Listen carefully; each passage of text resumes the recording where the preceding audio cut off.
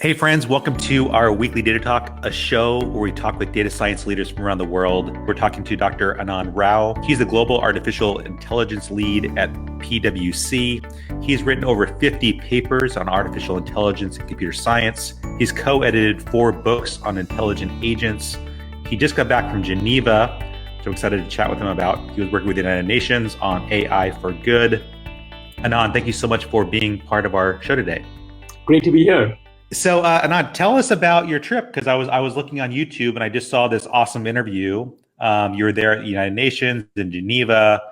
You were on panels talking about AI for Good. Tell us about how you got involved with the UN and some of the stuff you're doing there. So we started off very much from looking at it from the business side primarily. So a couple of years back, we were at the World Economic Forum presenting more the value of AI.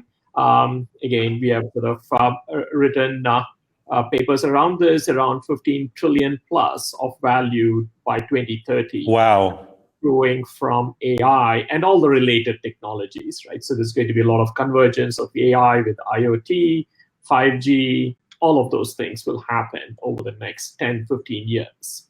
While we were at that, so when we are doing more of the work with businesses, we started noticing there are a number of risks that people were coming up with, both from the business side and also much broader than business, more societal risks. As you know, people are very worried about jobs. Automation, AI go hand in hand. People are worried about their jobs and how do they get skilled, reskilled? Will they be redeployed? What do we do for the next generation of people coming through universities? All of those concerns. At the same time, governments are also very concerned about where is their citizens' data going? Is it going to the corporations? Do they have access to it?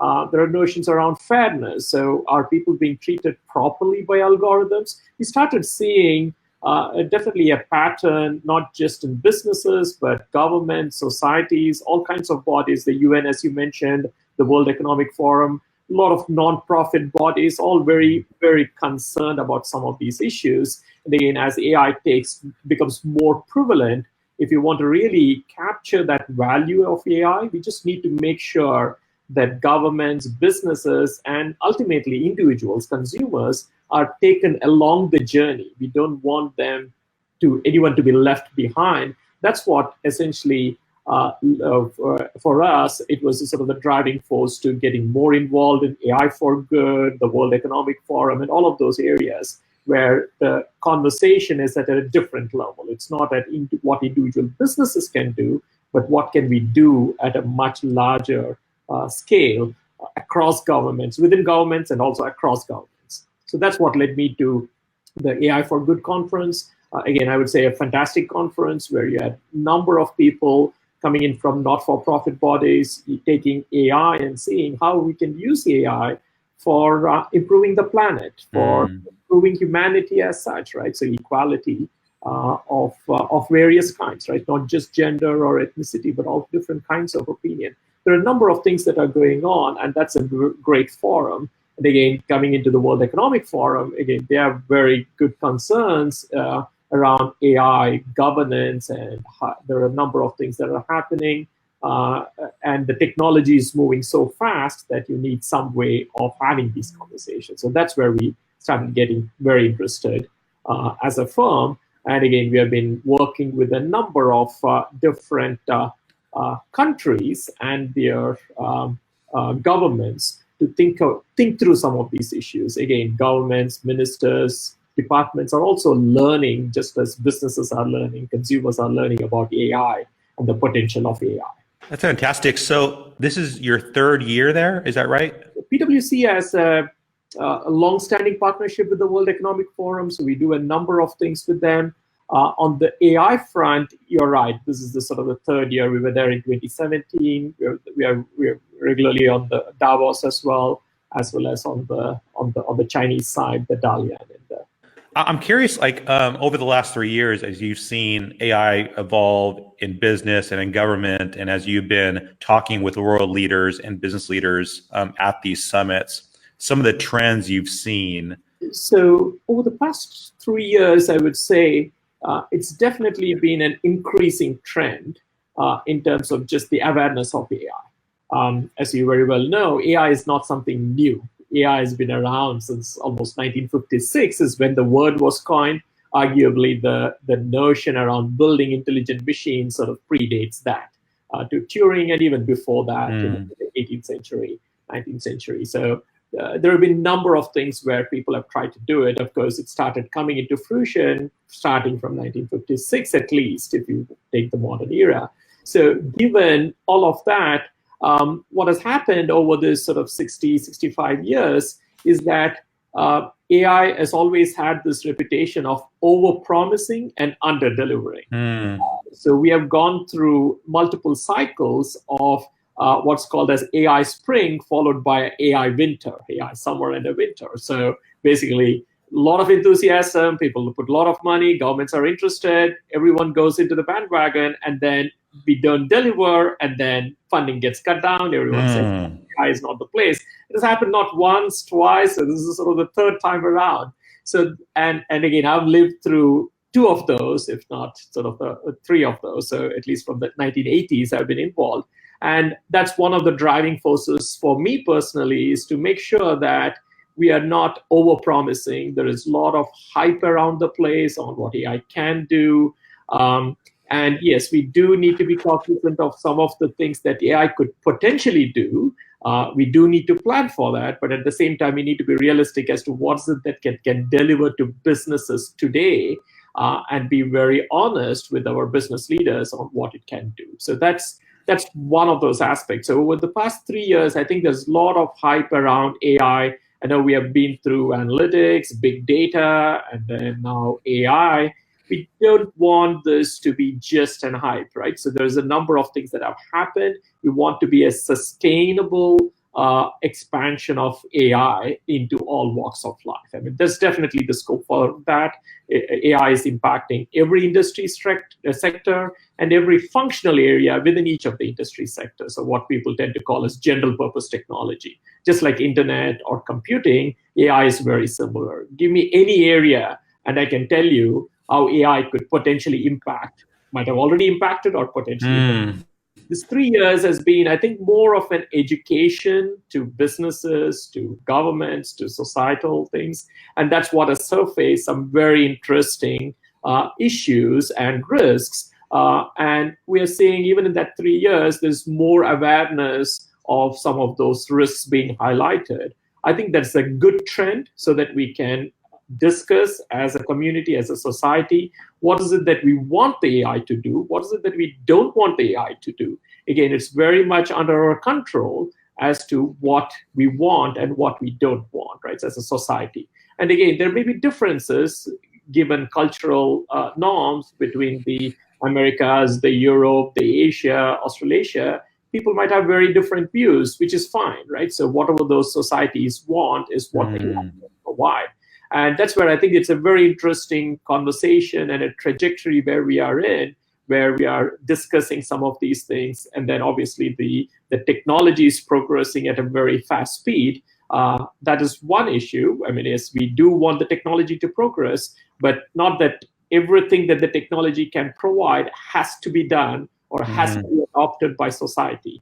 And that's why the societal conversations can then have the debate on which one of these do we really want. And that might be very cultural. Are you seeing a trend in more companies or governments adopting like a data ethical standard? Yes, very much so.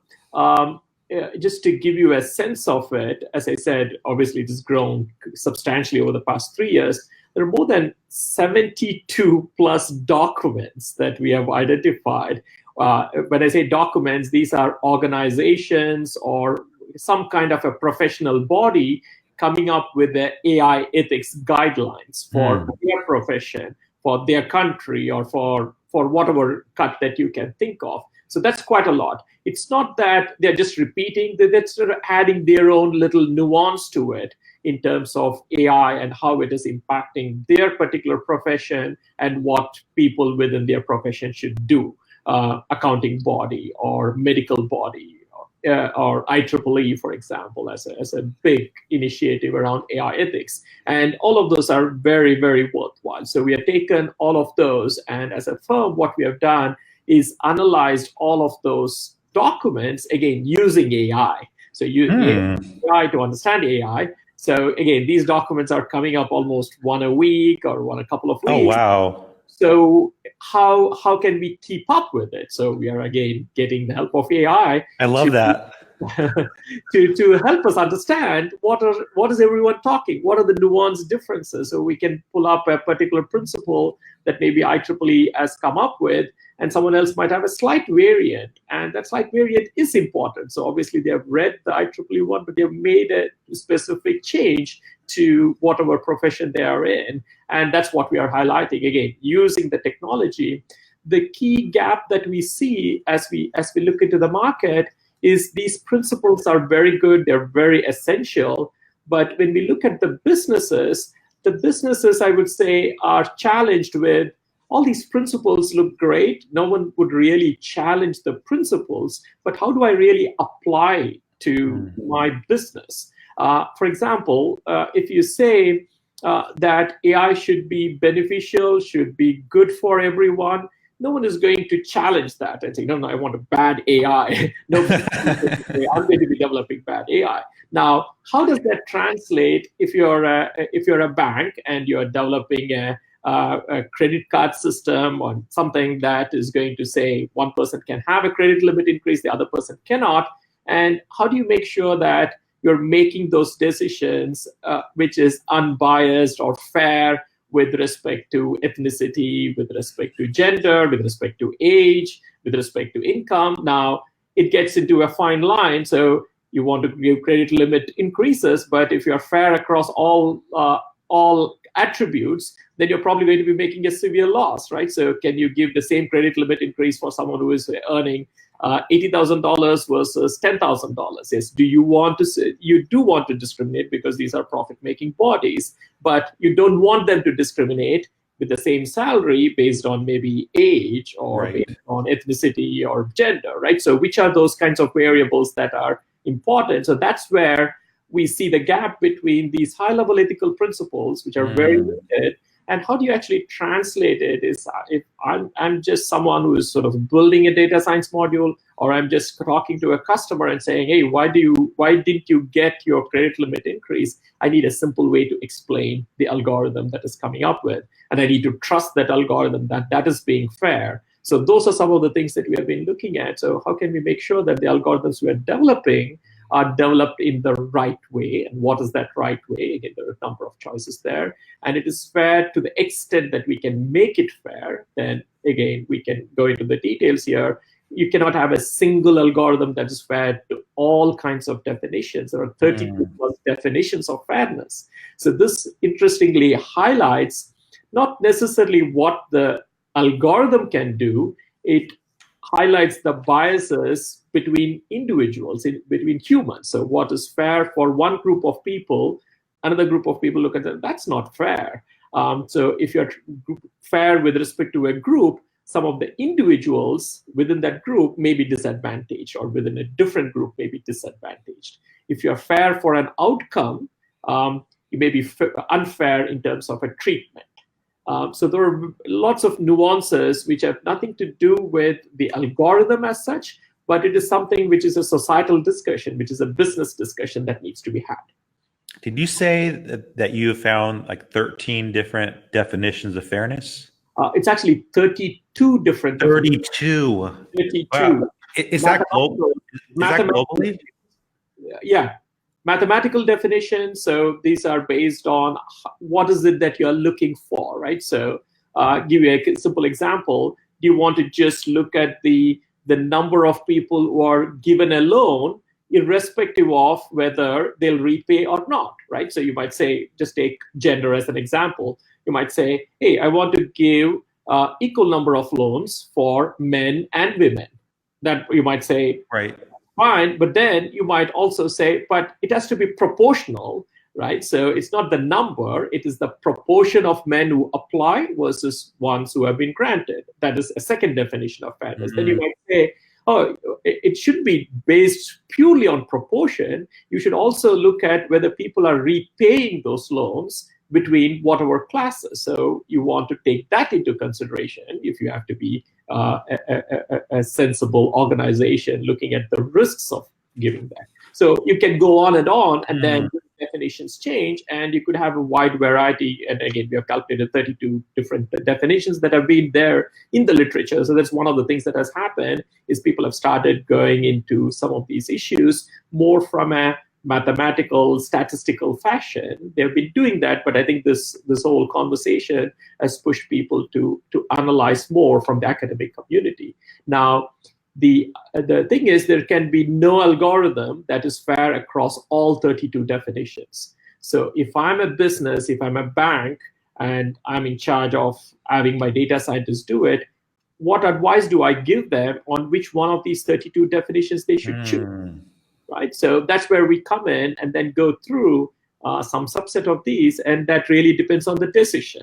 It depends on your data set and so on, right? So that's where we were trying to take all of these principles, which are very valid, and make them into tools, into discussions with senior executives so that they can make that decision. So there's no quote unquote right or wrong answer in some of these cases. It is very much a business decision. Marketing might want to grant as many loans as possible because that's how they are incentivized, or get as many customers as possible. Risk might look at it and say, no, hang on. If you do that, it'll be great for the first couple of years, but then people will not repay. Now, there needs to be a balance between those two, and the algorithms will show what that balance is and where you want to strike that balance or trade-off. Who in different organizations are kind of the owners of those AI decisions? Yeah, very good question. So that's you hit at the crux of the problem. Because AI is very pervasive, or will become pervasive if it's not, every decision across the board, people are making those decisions where AI will be impacting. Let me give you an example. Simple things would be marketing, right? So the AI is telling which customer segments to target, for which customer segments or which customers I want to provide more promotions or upsell, cross-sell. AI is doing that. AI is looking into the pricing of it, right? So what price I should give a particular product on. It obviously, in a e-retailing kind of thing, it's essentially deciding what products to show you, which could be very different to someone else who has been surfing and looking at different set of products. It's even deciding what all of those decisions are being made by people, and in some cases by the AI. And it could even be on the strategy side. So now the decisions are being made across the board, and people are making those decisions. AI is making those decisions. So now we need some way to make sure that there is some governance around. That's right. it.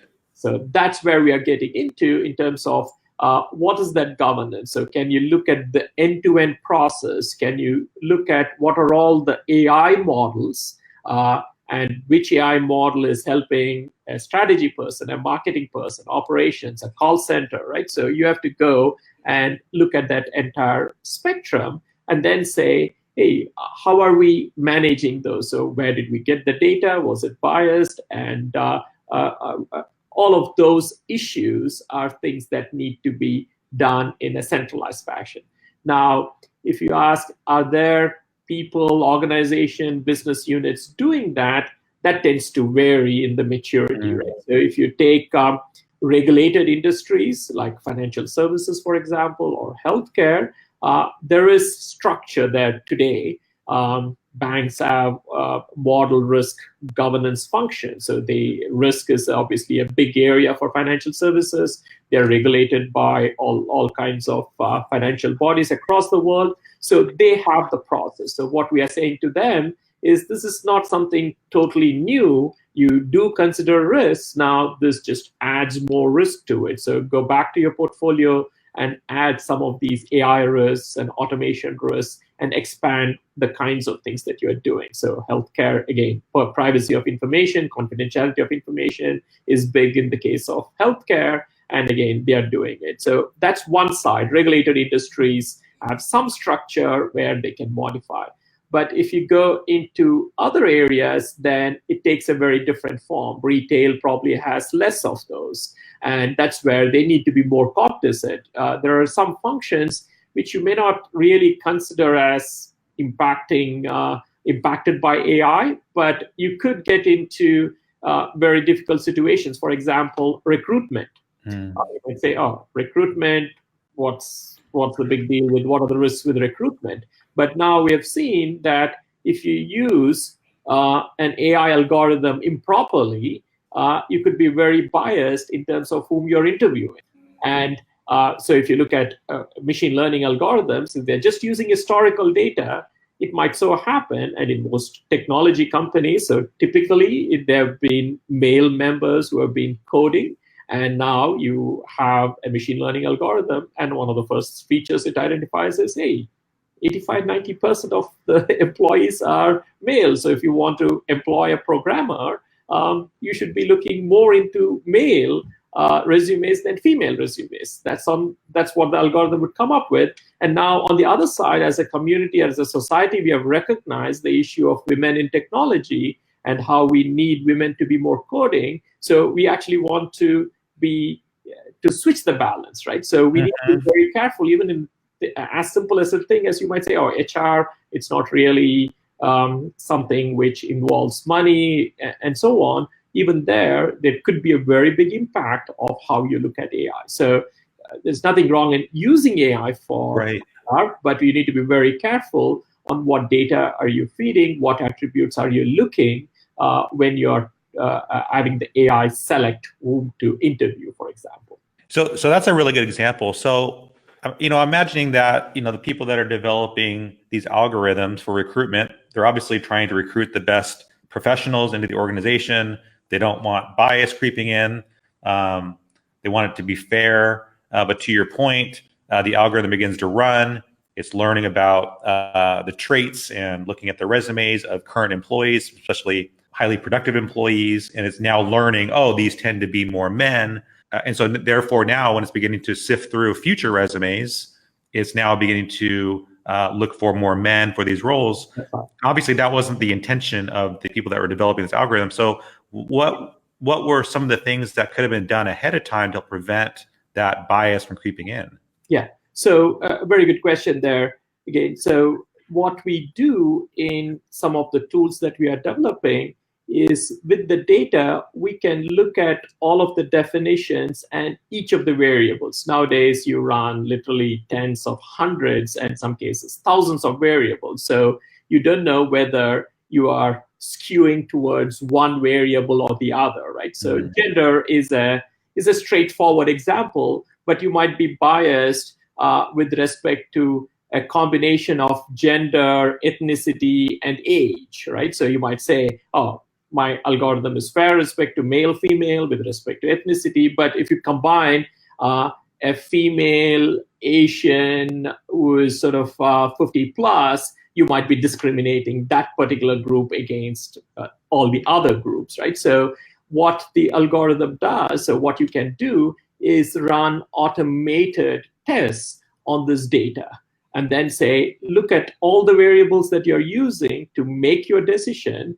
And then for each one of those variables and some combination of those variables, on which ones are you really biased? In other words, you're letting more of one category through, let's say for interview, and less of the other category. Now, you then need to look at it and say, is that okay to do or not, right? So you, as I said earlier, you cannot avoid everything, but you might say, yeah, it's fine to look at a combination of 3 different variables and to discriminate based on that. That's fine, because that's the trait that I'm looking for. Obviously, I want someone who is coding, has got some experience in coding. You can't say, hey, no, I want to be non-discriminatory with respect to experience, right? So that may not be what you want, right? So there may be some things, the bias is not always bad. You do want to be biased in picking the right people, right? So right as you define. So the algorithm would essentially go through all of your variables, all of the definitions, and basically come up with what is in its definition, 50% more or 50% less. Then you, as a decision maker, can change that. You might say, hey, I know that our company predominantly has males, but it's our explicit policy to interview more women and over time set that balance right. So even though it may be more optimal for me to interview 85 people male, I'm not going to do that. I'm going to do 60-40, for example. It may not be still 50-50 because there's still more women coming in. So maybe I should go for a 60-40 ratio or a 70-30 ratio. I'll change it to 60-40 next year, change it to 50-50 the year after. So that's the decision that you are making more consciously.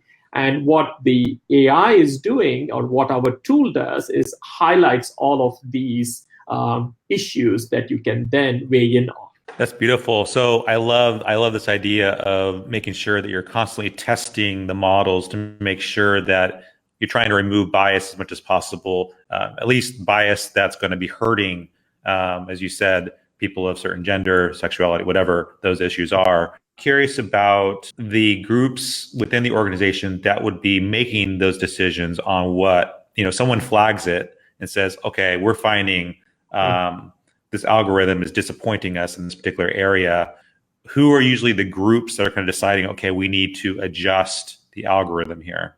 Again, in some of the regulated industries, financial services, there are sort of well laid out procedures of how to do this.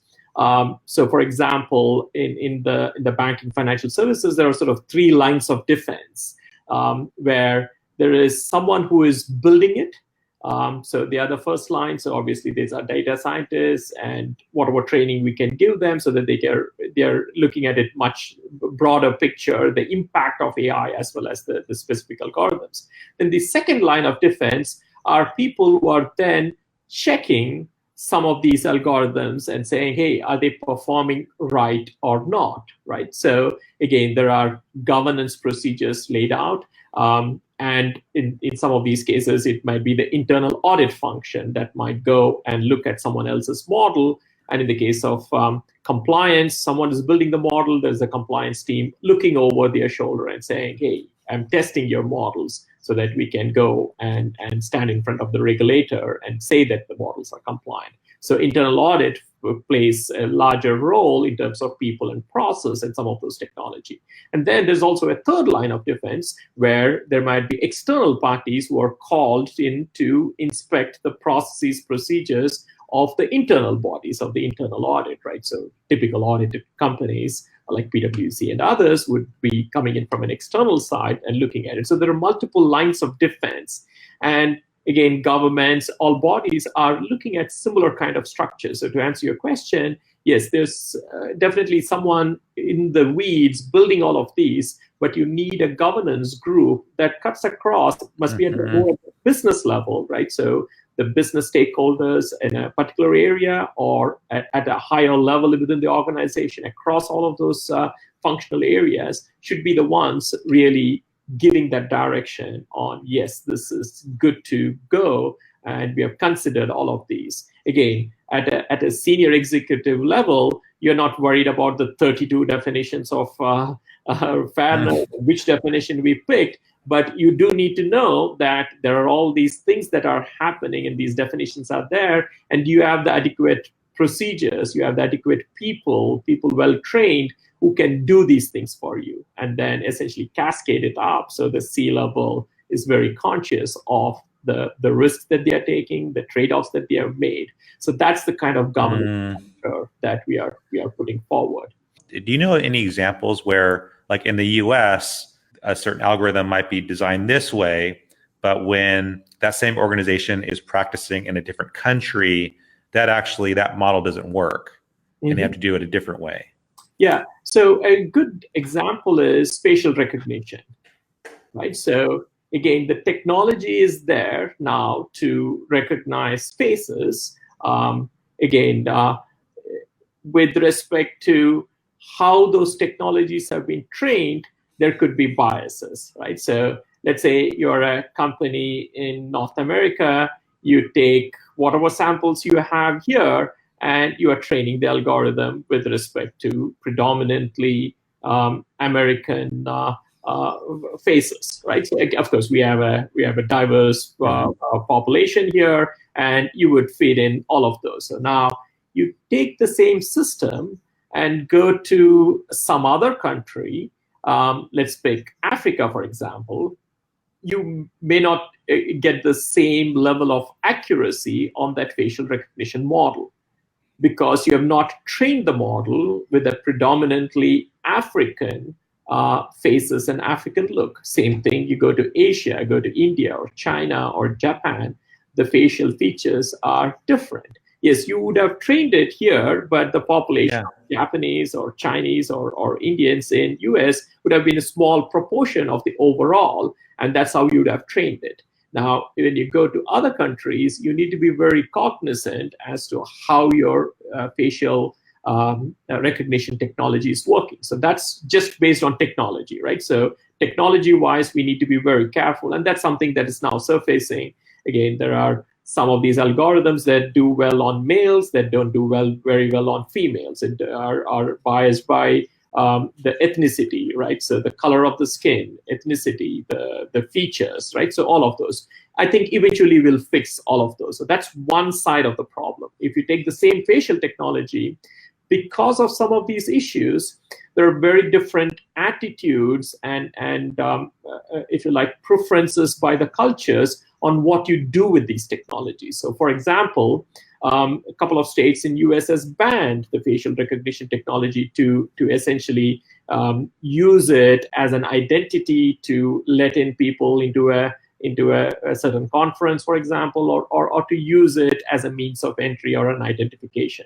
Some others might say, hey, we need to collect more data so we can live with some of those inadequacies for now, because we can collect more data and thereby make the system more robust. So could be one government's view. The other government's view might be, no. Until we actually have collected and made this technology more or less foolproof as much as we know, we don't want to introduce it, right? So I'm not saying one is right, the other is wrong here. It is something that the society might be perfectly fine using it, right? So that's where I think the differences come in. Same thing if you take Europe. I know Europe, through the regulations, have been very, very careful about the use of data of their citizens. So until there is an ironclad guarantee on where the data is being used, for what purposes, for how long, they're much more careful with the dissemination of that data. You go to some other countries, the citizens, I'm not talking about governments, the citizens say, yeah, if it's giving me some good here, I don't mind sharing that data. I don't want to be bothered, but if it's for the good, common good, then it is fine. So you have culturally, there are people who put the society and the common good at a higher pedestal than individual value for the information. There are other cultures which put individual at the higher level and say, hey, my information is more important to me, and then society comes secondary, right? So these are, again, very important cultural differences, which now we are coming into. AI is just reflecting the culture because it is designed by humans for humans, and it's sort of mimicking the humans. So that's when people say there's going to be one AI, it would be HAL, which knows everything. I don't think there's going to be one AI, because there's no one human, there's no one prototypical human being that it can mimic or reflect. There are 7 billion people, right? So 7 billion, 8 billion people. Each one of us is unique. We may not have 8 billion AIs, but we'll have at least more than one AI. That's amazing. Never thought about it that way. Are you seeing like philosophers or ethicists getting involved in some of these conversations? Yeah, very much so. Very much so. In fact, I think this is probably the greatest time to be an ethicist. Philosophers and ethicists, and definitely they're very much in the discussion, and they have been making sort of very valuable conversations in the debate. Again, I think some of these issues philosophers and ethicists have always been dealing with. It's just that the technology world has not really taken too much attention on some of these problems. But now that we are coming to a stage where we have, I still wouldn't say there's anything intelligence approaching humans, but there is at least things that where it's making decisions, it's becoming more important to take those considerations, which the philosophers have put forward, which the ethicists have put forward. And that's been one of the great things to see over the past couple of years. The views of the philosophers and ethicists being discussed. Nick Bostrom, for example, and the books he has written and what he has told is sort of very much in the public org, and people talk about it, people debate it, both on the business side as well as on the technical side, right? So what are the merits, pros and cons of that view? Is it really possible? Do we even have an AI that would approach the superintelligence? All of those issues. So there's a philosophical discussion, but there's also business discussion. There is also a technical discussion on how we can make it happen, or we're far away from making it happen. All of those. I think that's a very, very healthy discussion. I think in the last week, there was a lot of discussion around this new face app that was able to age you to like age 50 or whatever. And I was like, well, I'm already there, so I don't need to do this app. But there was like a lot of like conversation around that. People were talking about, oh, where is this data going? Where are these faces that are being collected? Where is that going? That's right. Yeah.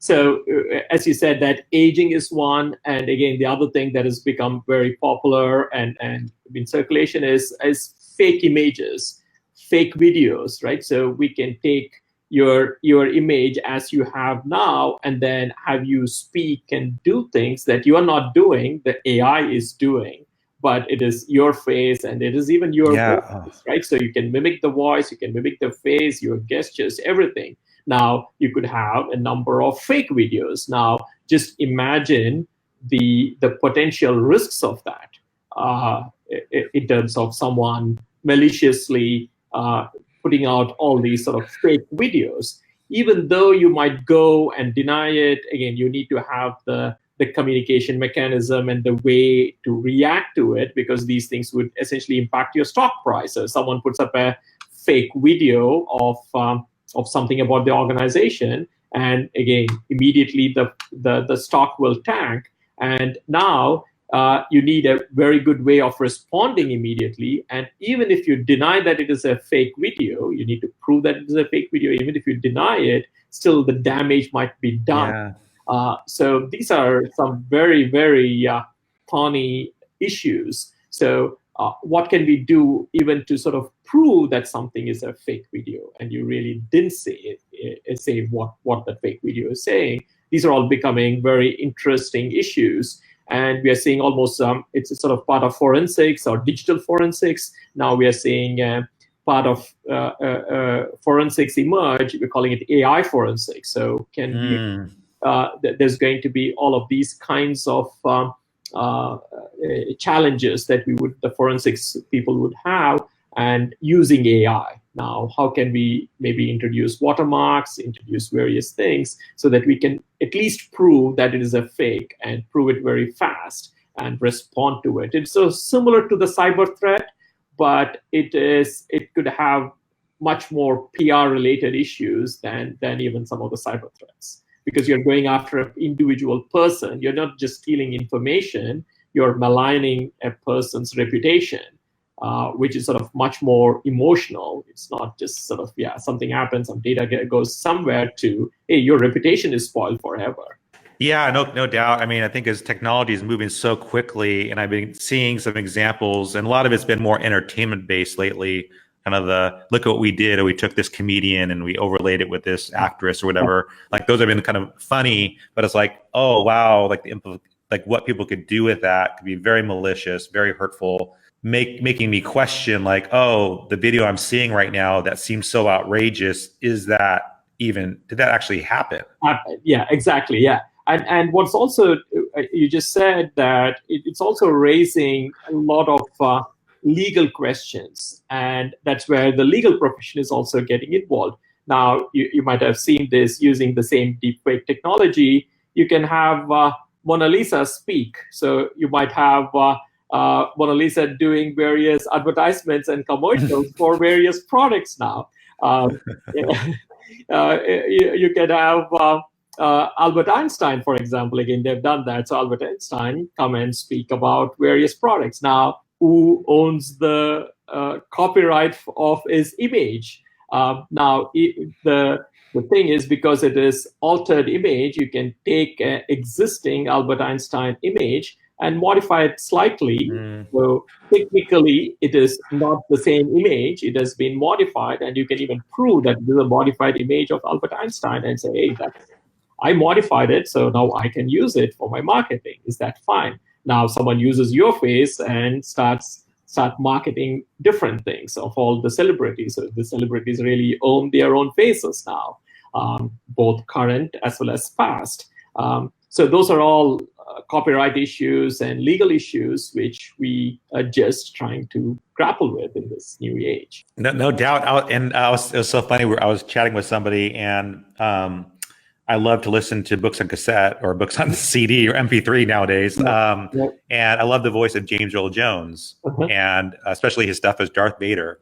And I was like, oh, how cool would it be in the future, to be able to have like Darth Vader reading to me this literature that James Earl Jones never even recorded, but with, right? It's so possible. It's very possible. I mean, the technology is already there, right? So again, it's how you control that technology, how do you make it happen, who gets the rights to it, right? So if it's my voice that someone is mimicking, how close, obviously they can modify the voice slightly so you don't quite hear it, and then they can say that's the newly created voice. Is that okay? How far should that voice be modified for it to not basically hear like the original voice, right? So those are things which are both technical and legal that need to come in here.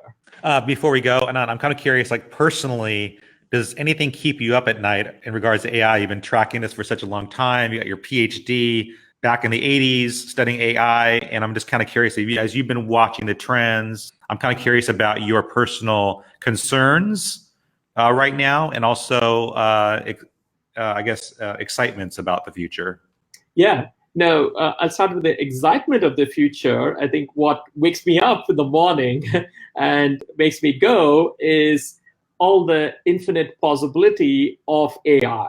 And where I see this going is, I know there's a big quest around artificial general intelligence, right? So can we create these intelligence that cut across all kinds of disciplines? Even before we go there, I think that's a worthwhile thing that everyone is working towards. I'm more immediately, I think there's a notion of continuous learning, and some people call it lifelong learning. So now the AI as of today is very much compartmentalized in knowledge and time and space and memory. So let me give you an example of our AI. So before we came into this conversation, if I were to wipe out your entire memory, so no knowledge of what you did, what you were, and what your experiences, I did the same for myself, and then say, hey, now you guys have a 45-minute conversation. Imagine that. And that's more or less what we are telling our AIs to do, right? So the entire history of all the learnings, the experience is not there. Somehow it's just codified into, hey, there's what you do when you get a credit card application. It doesn't have anything about who people are and how they came up, what is the society, what is the history behind any of these people. They're just sort of numbers, right? So that's how then you say, oh, go make a decision, go and converse with someone, right? Is what we are doing now. If you take that would say that's ridiculous. So you cannot have someone just have a meaningful conversation, wiping out all their experience and memory and the context, even if you give some knowledge of AI to you and me, and then say, go and have a conversation. It's still very, very difficult, and it'll be not a very meaningful conversation if we did that. But our AIs today are like that. So now the difference that we would see is we are just at the early stages. Now we are implementing AI, which is very much part of what we call as the technology stack, which is 24/7. So just as you have your ATM machine, which really doesn't really sleep, so you can go in any time, and the system on the other hand is active 24/7, 365 days. It is active. Now AI is also becoming like that. So whatever transactions we are doing, the AI is there listening in, getting that input. Now with the IoT, this is where the IoT would play a big role. So everything around my office here, right? So the phone, the lighting, my preferences for the shades coming down only when I'm doing an interview, but not otherwise. All of those things is something that the data will be there and the AI will be learning. So I don't have to pull the blinds down if I'm doing an interview. It can look into my a calendar schedule and say, hey, this is a video interview, so I should bring the blinds down. So that's a very simple example, but 24/7, you're going to have this AI that is learning.